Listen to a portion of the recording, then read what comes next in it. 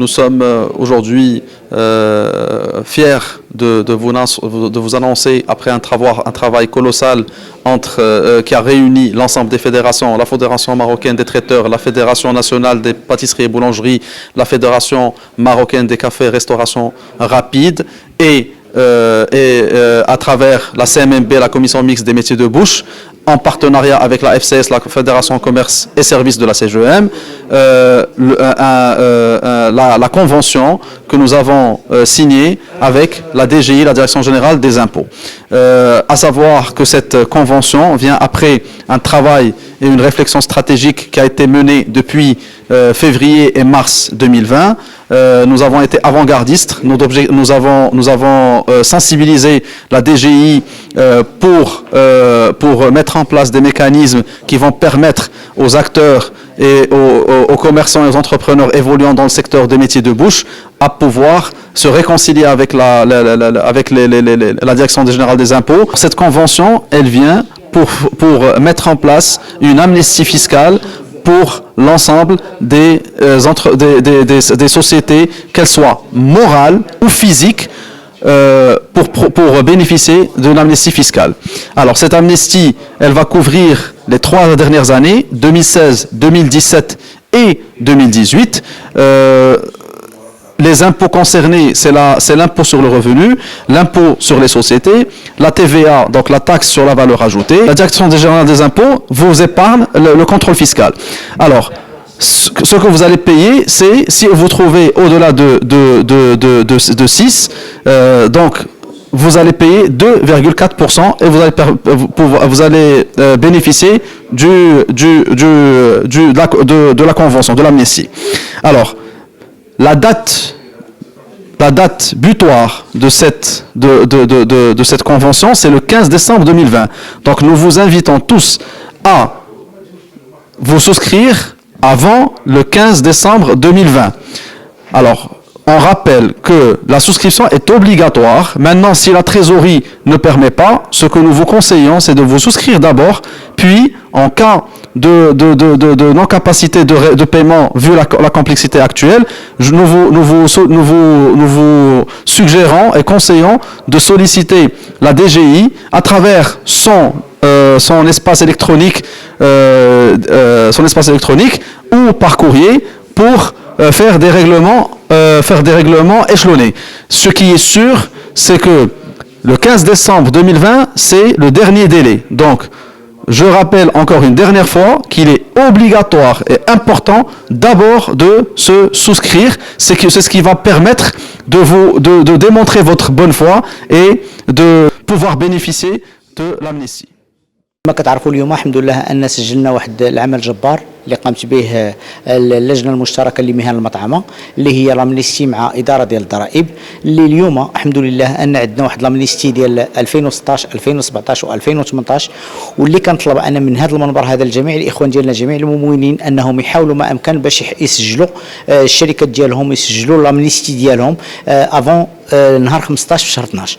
هذا الشيء كله إن دل على شيء فإنما هو يدل على العمل الجبار الذي قام به كل من السيد الرئيس والإخوان ديالنا في جميع الهيئات اللي هما تابعين لهذه اللجنة المشتركة واللي الحمد لله أعطت الثمار ديالها. واليوم احنا كنحاولوا باش نبلغوا الإخوان ديالنا أنهم معفيين كما قلت لكم من الضرائب أو لا من المراجعات ديال 2016 2017 2018 وابتداء من العام الجاي إن شاء الله إلى تحطات لامنيستي يعني نهار لو 15 غادي يحاول ما أمكن باش يكونوا عندنا بعد لي طابلو اللي كتكون المراجعة على حسب الشيفر دافير. إذا الإخوان أنا مرة أخرى كنقول لكم أن جميع الإخوان ديالنا يحاولوا ما أمكن باش يخرجوا من الانفورميل يدخلوا الفورميل ويحاولوا ما أمكن باش يسجلوا الشركات ديالهم ويكونوا أجور باش يمكن لهم حتى هما يوليو يشاركوا في الصفقات العمومية يشاركوا في جميع ما يتعلق بالأمور اللي هي جادة.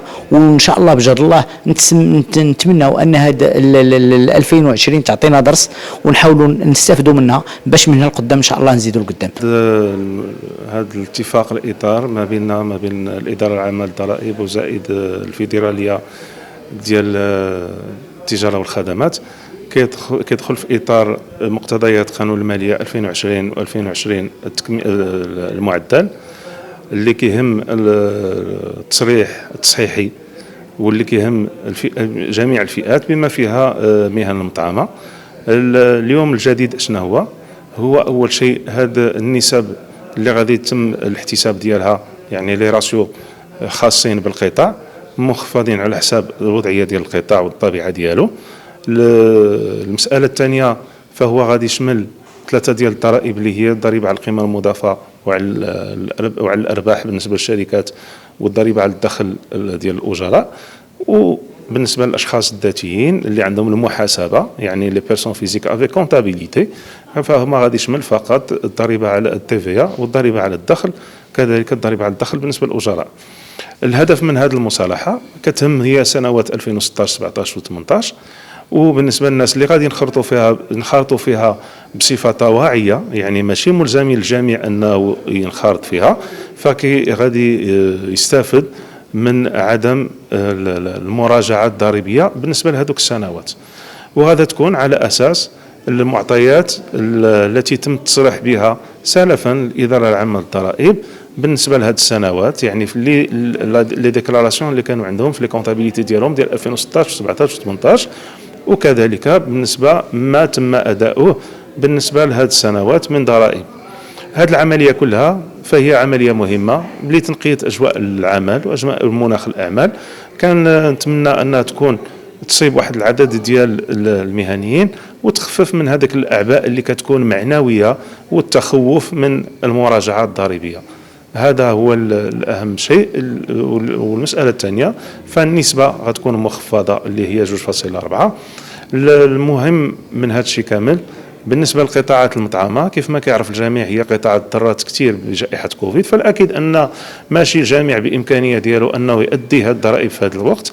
أهم شيء هو يعلن الرغبة ديالو عبر البوابة الإلكترونية لإدارة الضرائب، ومن بعدها باتفاق مع الإدارة العامة للضرائب سيتم التقسيط ديال هذه الدفعات بالنسبة لهذه الضريبة وهذه المراجعة الضريبية. وغادي يكون على ما أظن غادي تكون الاتفاق كيخدم الجميع.